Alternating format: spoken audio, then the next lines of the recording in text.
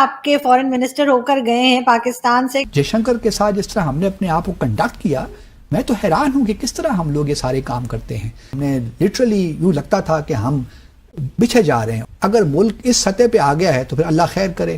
کوئی ہماری طرف سے کہا جا رہا ہے کہ کشمیر نہیں کیا گیا، لیکن بھارت کے جو وزیر خارجہ انہوں نے کوئی کسر اٹھا نہیں رکھی. انہوں نے بڑی مہارت کے ساتھ اس کا سہارا لے کر پاکستان کو بھی سنا دیں اور چائنا کو بھی سنا دیں، اور کس کا سہارا لے کر ایس سی او کے چارٹر کا. بالکل بالکل. بلکہ ایک بھارتی بہت بڑے نیوز پیپر نے لکھا تھا ان کے ہوتے ہوئے کہ ڈاکٹر جے شنکر کے جیبز ٹورڈز پاکستان اینڈ چائنا.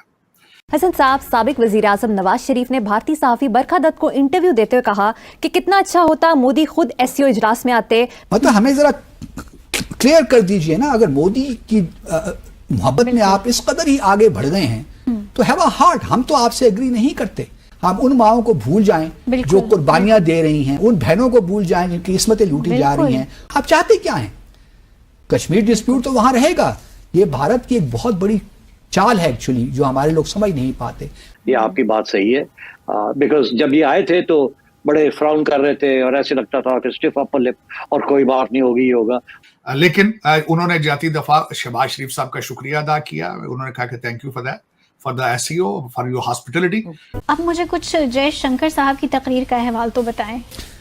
جی، جے شنکر صاحب تو بڑے زبردست کھلاڑی ہیں سفارتکاری کے، اور تو ہم یہی توقع رکھ رہے تھے کیونکہ پاکستان کی جانب سے تو اتنی بے چینی نظر آئی ہمیں کہ بس کچھ ہو جائے، کچھ بات چیت ہو جائے تو بس کچھ نہ کچھ نکلے صحیح اس ایس سی او سمٹ سے.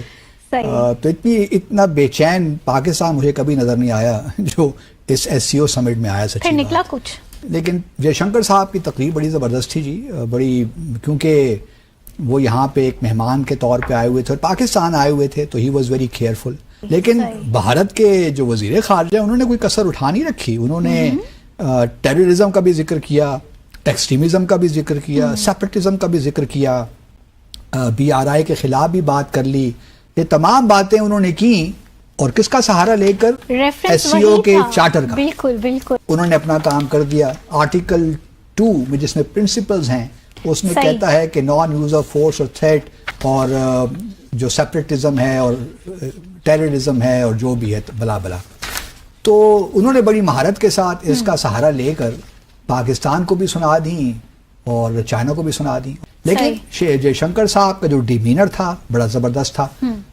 وہ بالکل ایکسائٹڈ نہیں تھے. وہ بڑا انہوں نے اپنے آپ کو کمپوز رکھا. کوئی میڈیا کے ساتھ انٹریکشن نہیں کیا. بہت انہوں نے ہوشیاری کا کام دکھایا. ہمارے وزیر خارجہ لاسٹ ٹائم گئے تھے تو he got carried away. Politician اور سفارتکار میں یہ فرق تو ہوتا ہے نا.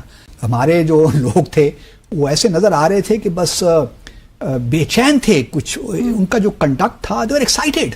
اور جس طرح پھر خبروں میں وہ لیک بھی کیا گیا تو لگتا تو یہی تھا کہ بس اب کچھ آئس بریک ہو گئی ہے اور معاملات کوئی سیٹل ہونے جا رہے ہیں پاکستان اور بھارت کے درمیان. میرے حساب سے اگر ہمارا صرف یہی نقطہ نظر ہے کہ جو چیمپئنز ٹرافی ہے اس میں بھارت کی ٹیم آ جائے وہ ہمارے لیے کافی ہے. کشمیر جائے بھاڑ میں تو پھر تو اللہ خیر کرے اس ملک کا. ہماری جو ایک آواز اٹھنی چاہیے تھی جموں اور کشمیر کے بارے میں وہ ہمیں کہیں نظر نہیں آتی. اور کرکٹ پتہ نہیں کیا ایک جنون سا سوار ہو گیا اس ملک میں کہ ہر کوئی بس اس کے لیے ہر چیز قربان کرنے کو تیار ہے. وی گیٹ کیریڈ اوے.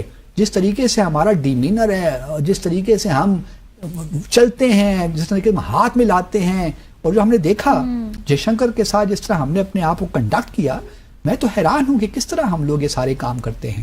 لیکن نیشنل کنسنسس لوگ کچھ اور، ان کی اسپریشنز کچھ اور ہیں، گورنمنٹ کچھ اور کرنے جا رہی ہے، کچھ سمجھ نہیں آتا.